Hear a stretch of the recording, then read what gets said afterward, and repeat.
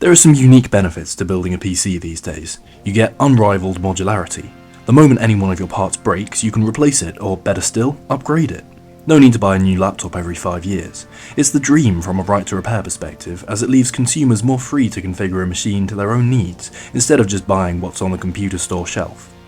Recent efforts from Framework et al. Offer something very close to this experience, but it's safe to say laptops just aren't the same.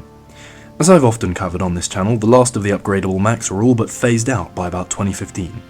So why doesn't everybody own a PC? There are several important reasons for this. Obviously not everyone can carry a PC around wherever they need to use it. The portability level is very low. There's also quite a skill set required to know how to put a PC together. We'll go back to these points and more later, but I think the elephant in the room is a problem which somehow people don't talk about a lot. The very brains of all these computers, something we're looking at during every minute of use these machines see. Microsoft Windows. Picture this with me. You've spent the last few months saving a budget for the perfect PC. You've built it to suit your needs perfectly. Now you just need to pay over $100 to buy Windows 10 or even more for Windows 11.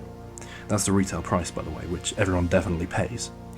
You load the OS up and you get not only a particularly ugly blue screen to set your computer up to, but you're bombarded with request after request for more of your data from Microsoft. They want to track your advertising ID, they want to show personalized ads, they want to see your location, and they want to set up OneDrive, so you end up paying for their cloud file software. Oh, and good luck getting anywhere on the PC without creating a Microsoft account and giving them your email address and most likely phone number. Once you get through these obstacles though, you're left with an operating system that comes across as a bit half-baked, to be honest. Remember, if you paid full price for this, then you're looking at something you've paid over $100 for. Can you believe the amount of apps and games Windows comes pre-installed with, by the way? You've paid for an OS that is now assuming you want everything included in the 20 to 27GB installation you have no choice but to accept. Stuff like Candy Crush, Netflix and Spotify, which have all at one point or another obviously had deals with Microsoft leading to them being included at install. Frustrations with install steps are one thing, but I believe the structure most modern OSs operate under is all wrong. By 1995, Microsoft Windows was becoming one of the front runners of computer operating systems. It was becoming a universal standard, not to mention a household name. Who would have thought, though, that almost 30 years later, the structure of the world's most popular OS would have stayed so similar? Remember, we've seen exponential leaps each decade, not just in desktop computer tech, but in that of smartphones, laptops, and the accessories belonging to each of those categories. What I'm getting at here is we've seen a huge change in hardware, but not so much in software. Your mobile phone can record 4K video. It has a tiny screen though, so why is it such a pain to be able to project what you're watching on the phone to your PC's 27-inch 4K monitor? Apple iPhones have the option to AirPlay to their bigger brothers, Mac computers, but it's pretty unfair to need two expensive purpose-built pieces of technology in order to do something as simple as screen sharing. Phones have incredibly capable Wi-Fi chips, and so does your PC.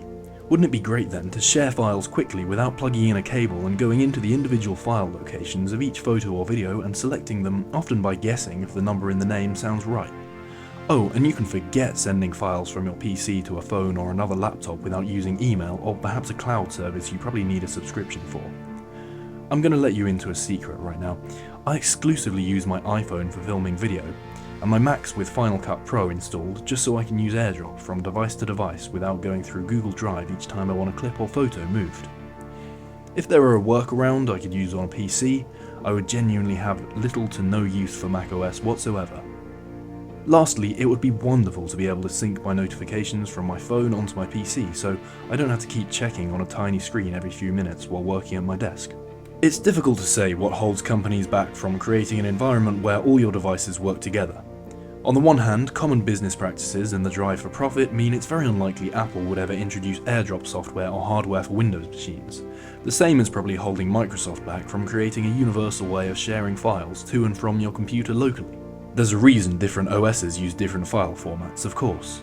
On the other hand though, I think as humanity progresses further with these perfect workstations from which we can produce fine art, edit masterpieces in film, or write the next works of Shakespeare, it becomes a limiting factor that we essentially have two operating systems to choose from, both of which have their unfortunate shortcomings. Yes, open source Linux distributions and more can offer a versatile environment in which you're free to develop your own solutions to some of these problems, but to even someone with a fair bit of technological know-how, this is far from a quick fix one can whip up in a matter of hours. The Linux community is capable of many great things, but I don't think solving our problem here is one of them.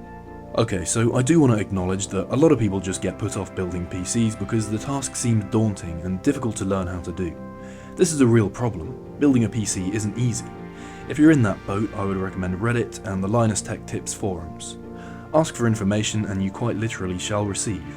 By the way, there's really no need to actually build your own computer thanks to the abundance of sellers of pre-built machines and people who just will straight up give you a parts list for a good value PC for free on Reddit.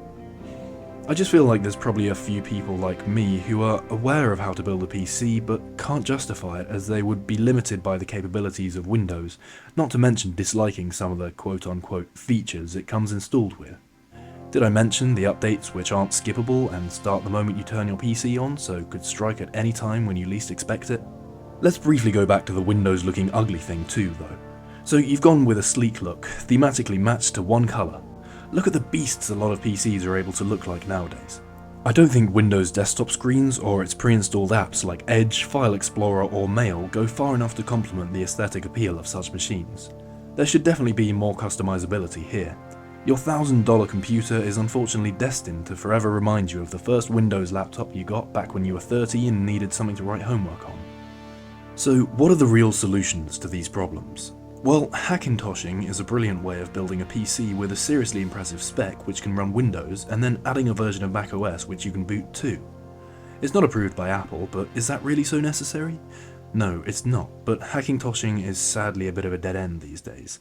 x86 based CPUs, such as those built by Intel and used in a lot of desktop PCs, are not going to be supported for more than a couple more years on the latest versions of macOS. Yeah, this is a big problem. There's little patching that can be done, and the only alternative users are presented with is buying a new Apple Silicon Mac. Apple Silicon Macs are limited in that they can only run macOS natively. You're free to run other OSs in virtual machine software, but running a VM slows your performance and is far from an ideal way to use any computer and operating system. The next option would perhaps be looking through different Linux distributions. There are so many available, from Mint to Ubuntu. Benefits include how lightweight the OSs are, as well as how incredibly customizable. Unfortunately, running mainstream apps like Adobe Suite, a lot of games and more can be a lot of work to get right. This is time consuming and occasionally downright impossible. The last thing I can imagine changing the way each person uses their computer daily would be a new OS hitting the market.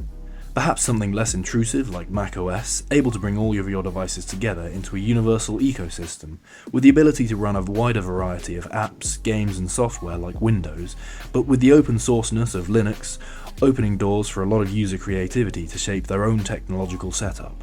This is obviously a huge ask. Concerns such as security, how such an OS would be funded, as well as where it would fit in the market are just a few things that spring to mind as potential issues. I fully understand that both Windows and macOS have had a hell of a lot of thought put into them over the last 3 decades, shaping them into what they've become. Without both of these tools, society wouldn't be the same or have the same abilities. This video is just my take on how the computer scene might change in the future, and what I think could benefit us all at the end of the day. Yep, I've strayed very off topic today, and for that reason I don't expect to get a lot of views. If you've made it this far though, thanks for watching.